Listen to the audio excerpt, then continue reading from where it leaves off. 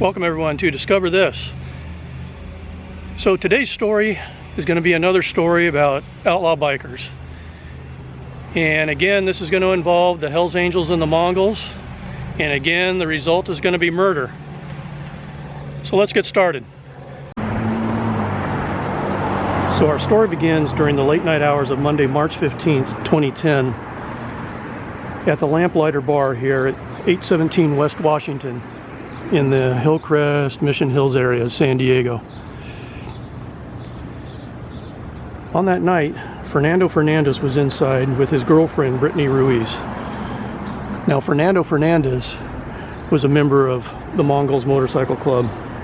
They were just hanging out and having a good time. And at some point in time,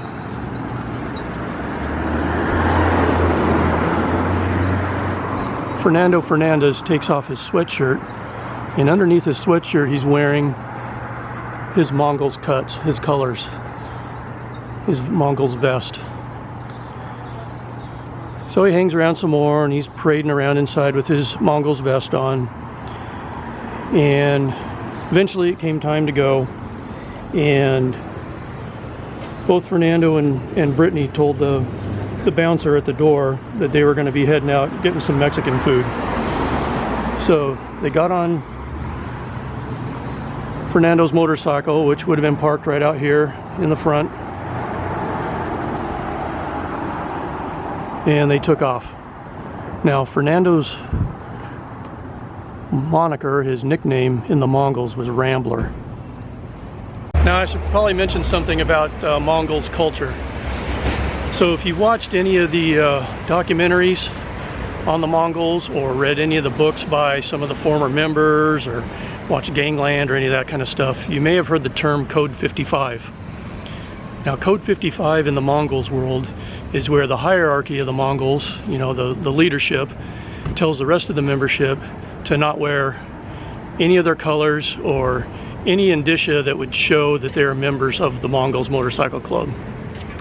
So it's believed that during this time that Fernando Fernandez was wearing his colors inside the Lamplighter and riding his motorcycle, that there was a Code 55 going on in the Mongols world. So instead of Mexican food, Fernandez and Ruiz ended up here at the Live Wire Bar at 2103 El Cajon Boulevard in San Diego. Still wearing his Mongols colors, he went inside the bar and they proceeded to order some drinks and things.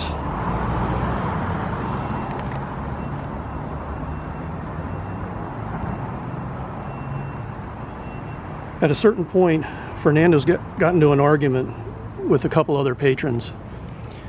Now, the story is that there were possibly some Hells Angels associates or maybe even Hells Angels members inside the bar at the time. At the very least, associates. And if there weren't members, then somebody made a phone call and the members showed up at some point. But Fernandez is in an argument with these guys, and it keeps escalating to the point where Fernandez and Ruiz leave the bar and they come out and get on his motorcycle. It's parked here at the street, and they leave and they head back west on El Cajon Boulevard. Now, unbeknownst to them, two guys are following them.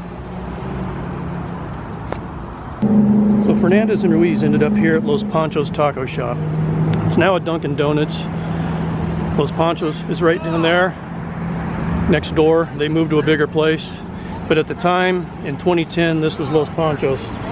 They parked their motorcycle right out in front, and they go in and order food. Fernandez is still wearing his Mongols colors, and the guys who followed them from the live wire see that they went into Los Panchos and they park away from the taco shop down the street. As Fernandez and Ruiz are sitting down to eat their food, they are approached by those two guys who proceed to assault both Fernandez and Ruiz. Ruiz is punched in the face and knocked to the ground, and Fernandez is stabbed multiple times in the chest and neck. The two men then took off on foot and ran eastbound, which would be this way, on Washington, and they were seen getting into a dark-colored pickup truck. By security videos showed that. Ruiz called 911 and told the dispatcher that the guys who attacked them were from Red and White. So Fernandez was taken 1 block away to Mercy Hospital in San Diego. He was in bad shape.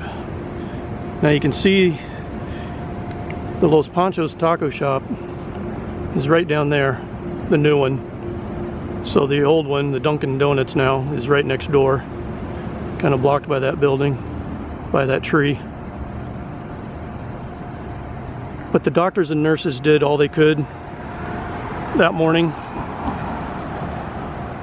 But he was placed in intensive care that early morning, March 16th, 2010. On March 18th, 2010, Fernandez succumbed to his injuries and he died. So detectives with the police department believed they were looking for either members or associates of the Hells Angels as suspects in Fernandez's murder. After months of investigation, they ended up releasing a few frames of video to the press of the suspects approaching the taco shop. You can see Fernandez's motorcycle in the parking lot.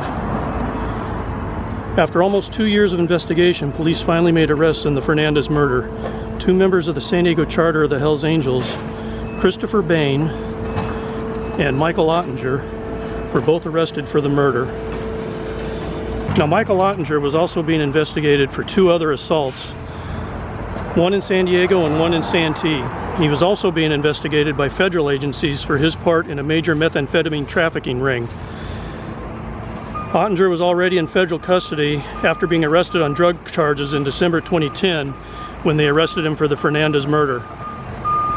Christopher Bain ended up pleading guilty and was sentenced to 11 years in state prison for his part in the murder. Michael Ottinger was sentenced to 21 years and 10 months for his part in the federal investigation into meth trafficking, of which he was a major player, and he was sentenced in state court for the murder of Fernando Fernandez. It was believed Ottinger was the stabber of Fernando Fernandez. Ottinger believed that his sentences were going to be concurrent. In other words, he was going to be serving both sentences at the same time. However, the federal judge told him that no, he'd be serving them consecutive, and that after he served his federal time, he would then go to state prison. Ottinger is due to be released from federal prison in October of 2029, and then he'll go to state prison for the murder of Fernando Fernandez and the other crimes, the assaults and different things, home invasions and whatnot that he is also involved in. So Fernando Fernandez is laid to rest here at Glen Abbey Memorial Park in Bonita, California. If you watched our previous Outlaw Biker video on murder on the freeway, you'll remember that the Mongols burial at Mount Hope in San Diego had a Mongols grave marker with the Genghis Khan logo and their Mongols nicknames and things like that. But when you get to Fernando Fernandez's grave marker, you'll notice there's nothing indicating Mongols. And if you remember, his Mongols nickname was Rambler, and it says Poppies on here, so I'm assuming that was his family nickname. So I'm guessing the family probably wasn't real happy with his Mongols membership. In fact, I mean, that ultimately is what got him killed, right? So probably that's why there's no indication of any Mongols membership or anything on here like those other ones had. So that's going to do it, ladies and gentlemen, for this story on the violence between the Mongols and the Hells Angels that resulted in the murder of Fernando Fernandez. Just another story in our Outlaw Biker series. So I appreciate you watching. I do thank you for spending the time watching these videos, and we will see you next time on Discover This.